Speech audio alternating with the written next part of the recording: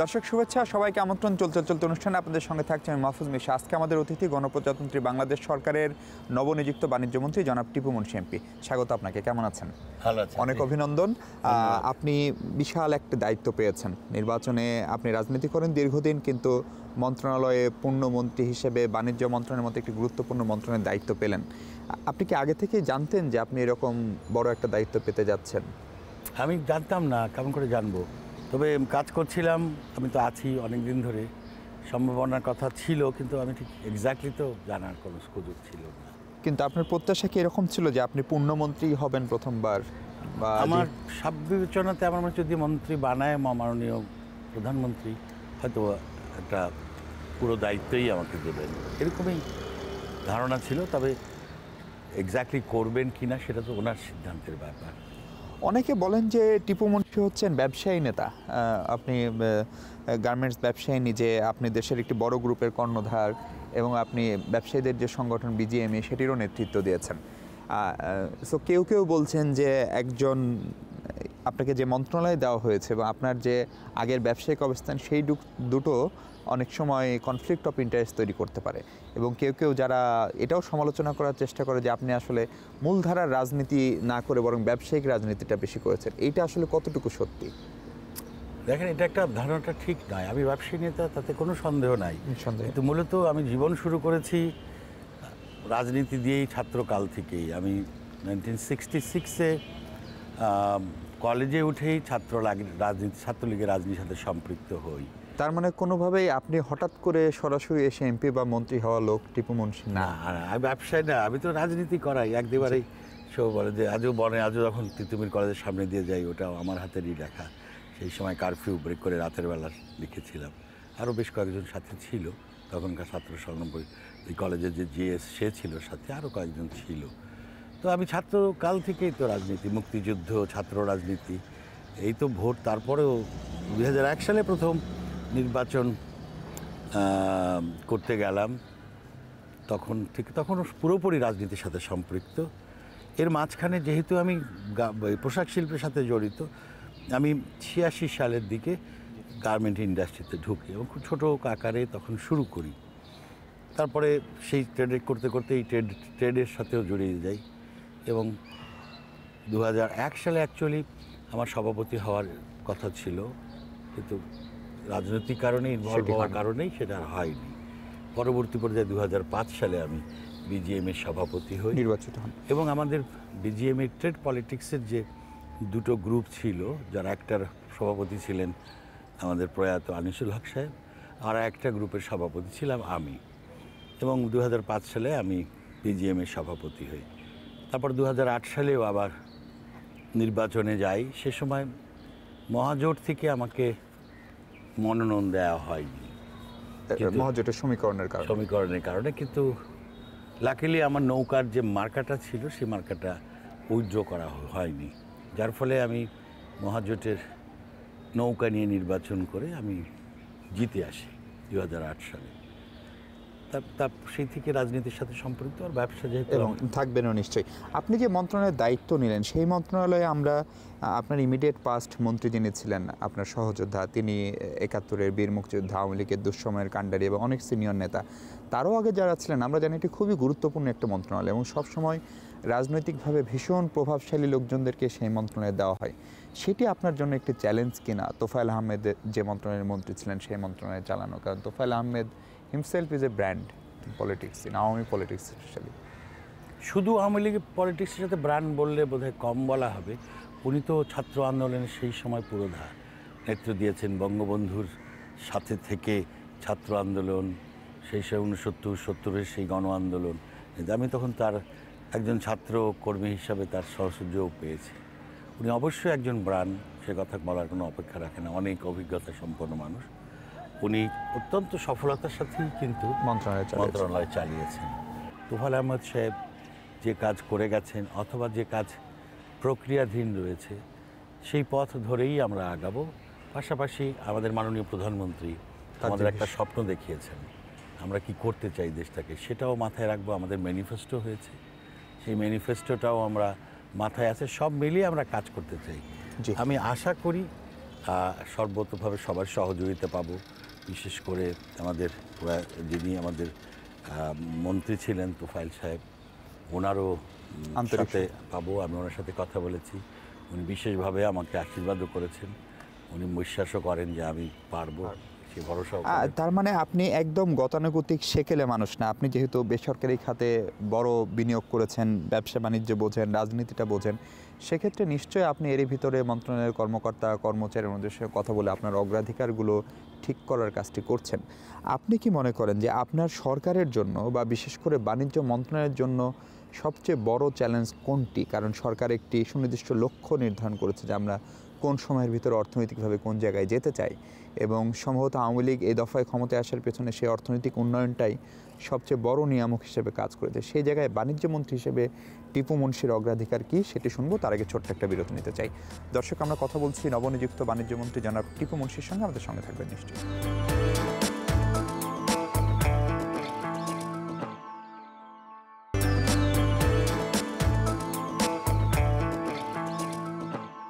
দর্শক, বিরতির পর স্বাগত আরেকবার। চলতে অনুষ্ঠানে আমরা কথা বলছি নবনিযুক্ত বাণিজ্য মন্ত্রীর সঙ্গে। আমি আপনার মন্ত্রণালয়ের অগ্রাধিকার বা আপনার এখন পর্যন্ত চিন্তা ভাবনায় যে অগ্রাধিকার সেটির কথা জানতে চাচ্ছিলাম। আমি এখনও ডিটেলে যাইনি, কিন্তু আমাদের সার্বিক আমরা জানি যে আজকে মাননীয় প্রধানমন্ত্রী এবং আমাদের একটা টার্গেট সেট করা আছে স্পেশালি এক্সপোর্টের ক্ষেত্রে। যেমন 2021 সালের মধ্যে আমরা $60 বিলিয়ন এক্সপোর্ট করতে চাই। সে চিন্তাটা কিন্তু মাথায় আছে আমাদের, কারণ এক্সপোর্ট আমাদের জরুরি হয়ে পড়েছে, যেটা আমাদেরকে যে মধ্যম আয়ের দেশ করা, সেই দিক বিবেচনা করে আমরা সেই দিকে লক্ষ্য রাখব। নতুন নতুন মার্কেটগুলো দেখতে হবে। 60 বিলিয়ন টার্গেট যেটা করেছি সেটা তো খুব সহজ ব্যাপার নয়, এর জন্য আমাদেরকে বেশ কাজ করতে, পরিশ্রম করতে হবে। যে ধারাবাহিকতা আছে সেটা তো রয়েছে, পাশাপাশি আমরা মনে করি একটু মার্কেট ডাইভার্সিফিকেশন করা, নতুন মার্কেটে যাওয়া, নতুন প্রোডাক্টে যাওয়া, এই ব্যাপারে সব রকমভাবে সাহায্য করা। আমরা জানি আরও জিনিস যে প্রায় 100টার মতো ইকোনমিক জোন তৈরি করা হয়েছে, সেগুলা শুধুমাত্র প্ল্যান করা হয়েছে, কাজ শুরু হয়েছে কিছু কিছু।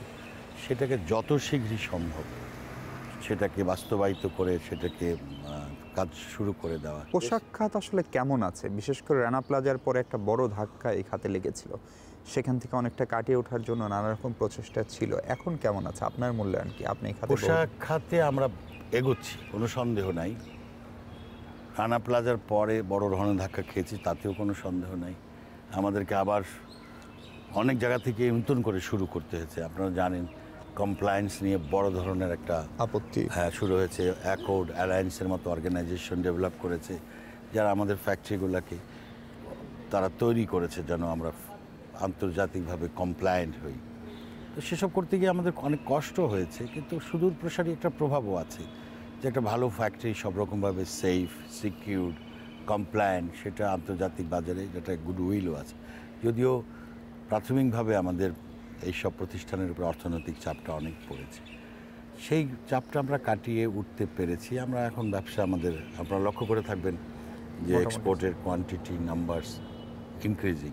আমাদের এখনকার চিন্তা হলো এই ব্যবসাটা আরও বৃদ্ধি করা, নতুন মার্কেট ধরা, কোয়ালিটি ব্র্যান্ডেড, আরও better quality, better market catch করা, নতুন মার্কেট ক্যাচ করা। আপনি বলছেন আমরা এগোচ্ছি, কিন্তু পাশাপাশি অন্যান্য দেশগুলোও তো এগোচ্ছে। ধরেন ভিয়েতনামের কথা যদি আমরা ধরি বা আশপাশের আরও অনেক দেশ, তারাও তো এই খাতে যথেষ্ট এগোচ্ছে, এবং অনেকে মনে করেন যে এই ব্যবসাটার পেছনে এক ধরনের আন্তর্জাতিক রাজনীতিও আছে। আমরাও ধরছি, ভিয়েতনামও ধরছে, তবে এই কম্পিটিশনে আমাদেরকে আরও বেটার করতে হবে। আমরা এই মার্কেটটা আমরা আরও বাড়াতে চাই। আমাদের কিছু ইনফ্রাস্ট্রাকচার সুবিধা দরকার, সেগুলোর জন্য চেষ্টা করছি। আমাদের শ্রমিক রয়েছে বিশাল, এবং খুবই পজিটিভ শ্রমিক রয়েছে যারা ভালো, তবে তাদেরকে আরও ট্রেন করে তাদের প্রোডাকশনের ক্যাপাসিটিটা বাড়াতে হবে, তাদের যোগ্যতাটা বাড়াতে হবে। আপনি কমপ্লায়েন্সের কথা বলছিলেন, সেটা করতে গিয়ে আপনিই বলছিলেন যে উৎপাদকদের অর্থাৎ মালিকদের খরচ বেড়েছে, তার বিপরীতে আন্তর্জাতিক বাজারে তাদেরও যে অবদান, মানে গার্মেন্টস শ্রমিকদের নিরাপত্তা, শ্রমিকদের জীবন মান, বিল্ডিংয়ের নিরাপত্তা যেন আরেকটা রানা প্লাজা ট্র্যাজেডি না হয়, সেই জায়গাটায় কেন আমরা আশানুরূপ সাড়া পাচ্ছি না? সেটা কি আমাদের একটা সামষ্টিক ব্যর্থতা? আমরা কি বায়ারদেরকে বোঝাতে পারিনি বা পারছি না? বায়াররা যেটা বলতে চাইছে তারা যে তোমরা তোমাদের ওয়ার্কারদের এফিসিয়েন্সি লেভেলটা বাড়াও, কিন্তু এটা তো রাতারাতি করা সম্ভব নয়। আমরা একটু এটা আমি মনে করি, এটা আমার নিজের ধারণা, যে আমরা একটা ইন্টারিম পিরিয়ড পার করছি। আমরাও চেষ্টা করছি আমাদের শ্রমিকদেরকে ট্রেন করতে, আরও এফিসিয়েন্সি লেভেল বাড়াতে, কিন্তু বায়ারদেরকেও তারা এই চাপ দিয়েছে বেটার করার জন্য, তাদেরকেও প্রাইসে এগিয়ে আসতে হবে। এটা মনে করতে হবে যেটা দুই দিক থেকেই এগোনোর ব্যাপার। সেইখানে আমরা যথেষ্ট কেউ কেউ কিছুটা বাড়িয়েছে, কিন্তু আশানুরূপ নয়। অনেকে বলছিলেন যে Rana plaza was a wake up call for our garment industry, ফলে সেইখানে আমরা আসলে কতটুকু জাগতে পারলাম? আমরা মানে শুধু আমি ব্যবসায়ীর কথা বলছি, ধরেন আমাদের সরকার, আমাদের আইন শৃঙ্খলা বাহিনী, আমাদের শ্রমিক সংগঠন, আমাদের গণমাধ্যম সব মিলিয়ে সেই ওয়েক আপ কলে কি আমরা সত্যি সত্যি পারফেক্টলি সাড়া দিতে পেরেছি? সেটা তো একটা বড় ধরনের ধাক্কাও ছিল এবং আমাদেরকে ঘুরে দাঁড়াতে হয়েছে। আমরা বলতে পারি যে আমরা যদিও আমাদের যদি বলি 100 ধরি আমাদের টার্গেট, আমরা সে পর্যন্ত পৌঁছতে পারিনি, কিন্তু আমাদের অ্যাক্টিভিটিস কিন্তু সেই টুয়ার্ডস 100-র দিকেই আগাচ্ছে। একটু হয়তো বা কখনো কখনো মনে আসলো ফ্যাক্টরিগুলো কমপ্লায়েন্সের ক্ষেত্রে কিন্তু আমরা বড় ধরনের অগ্রগতি অর্জন করেছি, তাতে কোনো সন্দেহ নেই। আমাদের এফিসিয়েন্সি লেভেলটার দিকে নজর দেওয়া দরকার, সেটা আরেকটু বাড়াতে হবে, কাতে করে আমরা একটুখানি কম্পিটিটিভ হতে পারবো। মোটামুটিভাবে আমি আশা করি প্রায় অলমোস্ট 80-85 বা 90%। দেশের ভিতরে বিনিয়োগ কতখানি বাড়লো এবং সেই জায়গাটা নিয়ে খুবই সমালোচনা হয় যে আমরা অনেকগুলা ক্ষেত্রেই, বিশেষ করে এফডিআই যেটা ফরেন ডিরেক্ট ইনভেস্টমেন্ট, সেটা বাড়াতে পারিনি। যদিও বাংলাদেশের অর্থনীতির সব সূচকে আমরা এগোচ্ছি, কিন্তু প্রত্যক্ষভাবে বিদেশি বিনিয়োগ কেন বাড়ছে না সেটি আপনার মাথায় একটা আমাদের সে চিন্তাটাও রয়েছে। আমাদের নিজস্ব ইনভেস্টমেন্ট, স্পেশালি গার্মেন্টস সেক্টর, অন্যান্য অনেক সেক্টরে এগুলো কিন্তু যথেষ্ট আশাব্যঞ্জক। ফরেন ইনভেস্টের ক্ষেত্রে আমরা কিছুটা পিছিয়ে আছি, এটাতে আমাদের খুব বেশি করে নজর দেওয়া দরকার। আমাদের পরিবেশ, ইনভেস্টমেন্টের পরিবেশ আরও ফ্রেন্ডলি হতে হবে, তাদেরকে আরও একটু সেখানে কিছু বাধা আছে। আমারও ইচ্ছা আছে যে সেই জায়গায় কত ইজি করা যায় তাদের ইনভেস্টমেন্টটা বাইরের আকৃষ্ট করার জন্য, কোথায় কোথায় আমরা লক্ষ্য করলে কোন কোন প্রবলেমগুলো সলভ করলে পরে তারা আরও উৎসাহিত হবে। আমাদের বিভিন্ন যে ইকোনমিক জোন করা হচ্ছে, ইপিজেড করা হচ্ছে, সেই সব জায়গায় তাদেরকে সুবিধা দিতে হবে, তারা প্রফিট করে যেন নিয়ে যেতে পারে, সে দিতে হবে।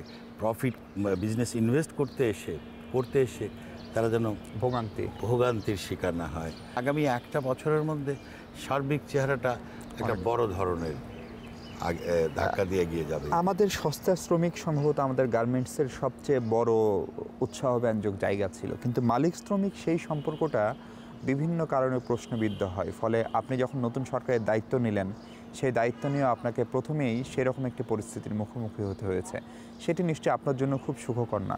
ফলে সেই জায়গাটায় কেউ মালিকদের দোষ দেয়, কেউ শ্রমিকদেরকে দোষারোপ করে, আবার কেউ কেউ বলে এর পেছনে তৃতীয় কোনো একটি পক্ষ কলকাঠিটা নাড়ে। ফলে সেই জায়গাটা আপনার জন্য এই সেক্টরকে স্থিতিশীল রাখার ক্ষেত্রে এবং পুরো দেশকে স্থিতিশীল রাখার ক্ষেত্রে একটি বড় অগ্রাধিকারের জায়গা থাকবে কিনা জনাব টিপু মুন্সি, সেই প্রশ্নের উত্তর শুনবো। তার আগে আবার একটা বিরতি নিচ্ছি। দর্শক আমাদের সঙ্গে থাকবে, নিশ্চয়ই ফিরছে একটু পরে।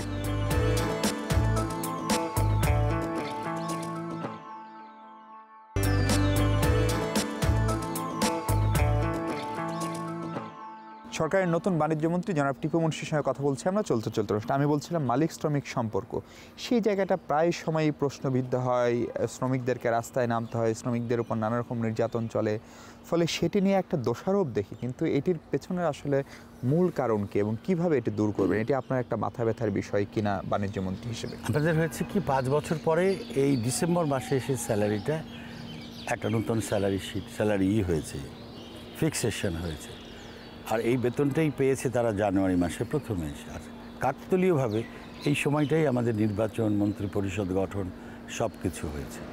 এই স্যালারি ফিক্সেশনের ব্যাপারে এটা কিছুটা ভুল বোঝাবুঝি হয়েছে, যেটা কিন্তু আমরা আমাদের প্রথম দিনই, যেদিন আমরা মন্ত্রী হিসাবে শপথ নেই, সেদিনই কিন্তু আমি এবং আমাদের মাননীয় শ্রম প্রতিমন্ত্রী ওনার অফিসে আমরা বসেছিলাম যে এই ধরনের একটা শ্রমিকদের মধ্যে একটা অসন্তোষ দেখছি আমরা। সেদিন শ্রমিক নেতাদের নিয়েও বসছিলাম, কথা শুনেছি, আমরা প্রায় 2 ঘন্টা বসে কথা শুনেছি। কোথাও ছোটোখাটো ভুল হতেই পারে, সেই নিয়ে কখনো কখনো কিছুটা সমস্যার সৃষ্টি হয় না তা বলি না, হয়।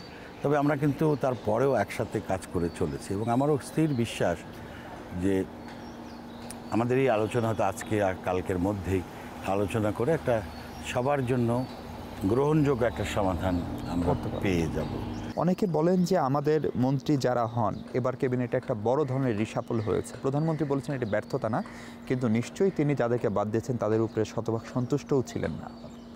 ফলে সেই জায়গায় একজন টিপু মুনশি যখন 2019 সালের শুরুতে দায়িত্ব নিলেন, 5 বছর পরে আপনার এখন যে আয় ব্যয়, আপনার যে অর্থনৈতিক, আপনার যে লাইফস্টাইল, সেখানে কি অনেক পরিবর্তন আসবে, নাকি টিপু মুনশি আগে যেরকম ছিলেন সেরকম থাকবেন? আপনার আগেও কখনো অভাব ছিল না, আমরা জানি। আমার যে কথা বলতে যাচ্ছেন সেখানে কোনো সমস্যা নেই, কোনো পরিবর্তন হবে না। আমার জীবনে আমি খুব সাধারণ অবস্থা থেকে লড়াই করে এই পর্যন্ত আসছি, কিন্তু আমার স্বাভাবিক জীবনে কিন্তু কোথাও সেটা নিয়ে কোনো সমস্যা নেই। আমি খুব সাধারণভাবেই জীবনযাপন করি। আমার এই পর্যন্ত আসার পিছনে আমি যেটা মনে করি, আমার সারা জীবন আমি সৎ থাকার চেষ্টা করেছি, প্রচণ্ড পরিশ্রম করেই জীবনের এই পর্যন্ত এসেছি। আপনি যেটা বললেন, মাননীয় প্রধানমন্ত্রী যাদেরকে এবার বাদ দিয়েছেন তারা ব্যর্থ হয়েছেন তা কিন্তু নয়, কিন্তু আমাদের তো আগে বাড়তে হবে। জি।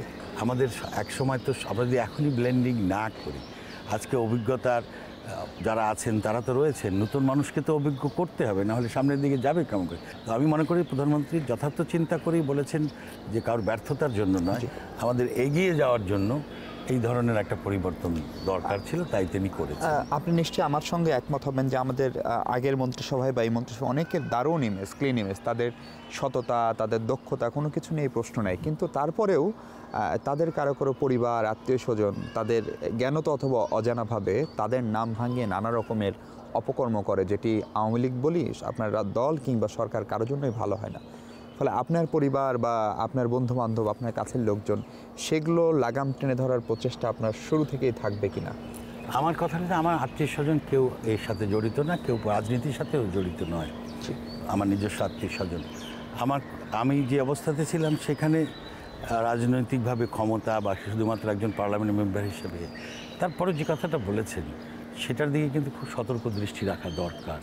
কেননা সবসময় যেটা ভাবি সেরকমটা হয়তো নাও হতে পারে। সেজন্য প্রথম থেকেই আমার বিশেষ করে আমি মনে করি সতর্ক দৃষ্টি রাখবো, যেহেতু আমি নিজে কোনো অবস্থাতেই কোনো রকমভাবেই অসততা বা নিজের ব্যক্তিগত স্বার্থ বা লাভ করার জন্য যাব না। আমি আমার আশেপাশে বসে সে কেউ করবে সেটাও আমি কাউকে করতে দেব না। আপনি তো আপনার মন্ত্রণালয়ের নতুন আইন অনুযায়ী প্রধান নির্বাহী, কিন্তু আমরা বিভিন্ন সময় দেখছি অনেক ছোটোখাটো সমস্যাও আমাদের মন্ত্রীরা সলভ করতে পারেন না। ধরেন পেঁয়াজের দাম নিয়ে একবার সংকট হয়েছিল, কিংবা সয়াবিন তেলের সরবরাহ নিয়ে ক্রাইসিস হলো, সেগুলো শেষ পর্যন্ত ঠিক হয়েছে প্রধানমন্ত্রীর হস্তক্ষেপের পরে।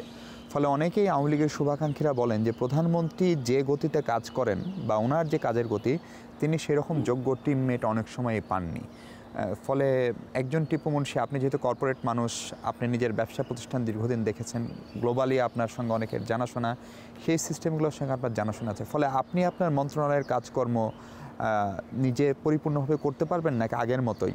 ধরেন এখন সয়াবিন নিয়ে যদি কোনো একটা ক্রাইসিস হয়, নানা কারণে চিনি নিয়ে ক্রাইসিস হতে পারে, আমদানি নির্ভর যে কোনো পণ্যের দাম নিয়ে, নাকি সেটাতে আপনাকেও প্রধানমন্ত্রী শেষ ভরসা হবেন? আমি এখনও শুরু করিনি, আমার উপর কনফিডেন্ট আছে, আমি তো চেষ্টা করবই। তারপরেও মাননীয় প্রধানমন্ত্রীর অভিজ্ঞতা অনেক বেশি, জি। তার কাছ থেকেও তো গাইড নেওয়া, তার কাছ থেকেও নির্দেশ নেওয়া, সাজেশন নেওয়া, আমি ক্ষতির কিছু দেখি না। মূল কথাটা হলো যে আমি কত এক্সপার্টলি হ্যান্ডেল করতে পারছি, এই বুদ্ধি নেওয়াটাও কিন্তু আমার যোগ্যতার মধ্যেই পড়বে। কেননা তিনি কেমন করছেন তারটাও নিয়ে নেওয়া দরকার, আমার চিন্তাটাও দরকার। তবে আমি মনে করি আমাকে দায়িত্ব দেওয়া হচ্ছে, আমি এফিশিয়েন্টলি পারবো হ্যান্ডেল করতে। আপনি নিশ্চয়ই এবারের ইশতেহার দেখেছেন, সেখানে দুর্নীতি নিয়ে একদম আপনার দলের প্রধান, তার স্ট্যান্ড হচ্ছে জিরো টলারেন্স। ফলে কোনোভাবে যদি আপনার মন্ত্রণালয়ে দুর্নীতি হয়, সেটার দায়িত্ব আপনার ঘাড়েই পড়বে এবং সেই দায় সরাসরি আপনার দলকেও ক্ষতিগ্রস্ত করবে।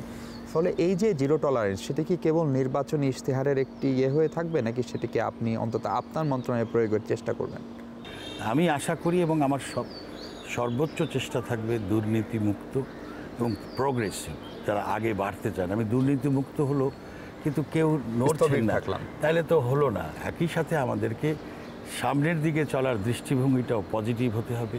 মাননীয় প্রধানমন্ত্রীর যে স্বপ্ন বাস্তবায়নের জন্য তিনি আমাদেরকে দায়িত্ব দিয়েছেন, সেইখানে যেন কোনো রকম ব্যত্যয় না ঘটে, সেটাকেও আমাদের একই দৃষ্টিভঙ্গি নিয়ে একই সাথে প্রশাসন দুর্নীতিমুক্ত, একই সাথে প্রশাসন প্রোগ্রেসিভ ভাবে এগিয়ে যাবে। এটা একদম শেষ প্রশ্নটা রাজনৈতিক। ধরেন একজন আপনি যখন মন্ত্রী হলেন, আপনার দলের ভিতরে বড় দল অনেকেই নিশ্চয়ই মন্ত্রী হতে চেয়েছেন, সবাই পাননি, ফলে দলের ভিতরে এক ধরনের চ্যালেঞ্জ রয়েছে। আবার এবারের নির্বাচনে সবচেয়ে আপনার বিরোধী বড় যে রাজনৈতিক শক্তি, তারা এখন পর্যন্ত শপথ নেননি, শোনা যাচ্ছে তারা সংসদে আসবেন না। ফলে তারা তো নানাভাবে এই সরকার যেন ঠিকঠাক না থাকতে পারে, তার একটি রাজনৈতিক আন্দোলন সংগ্রাম করতে পারে, সেগুলোকে চ্যালেঞ্জ মনে করেন কিনা? আমাদের চ্যালেঞ্জ হলো আমরা যে ম্যানিফেস্টো নিয়ে যেটা নিয়ে আমরা নেমেছি সেটাকে বাস্তবায়িত করা।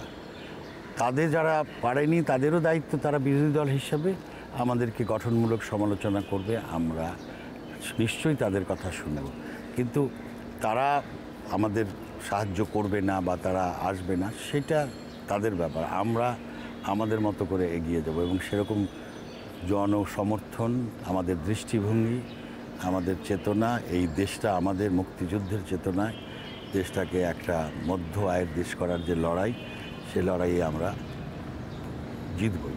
জি, আপনাকে অনেক ধন্যবাদ আমাদের সময় দেওয়ার জন্য, অনেক শুভকামনা। দর্শক, কথা বলছিলাম নতুন বাণিজ্য মন্ত্রী টিপু মুনশির সঙ্গে, এবং তার যে প্রত্যাশা, তিনি যে কথা বললেন সেগুলো নিশ্চয়ই বাস্তবায়িত হবে, সেই প্রত্যাশায় শেষ করছে আজ। ভালো থাকবেন সবাই, থাকবেন যমুনা টেলিভিশনের সঙ্গে।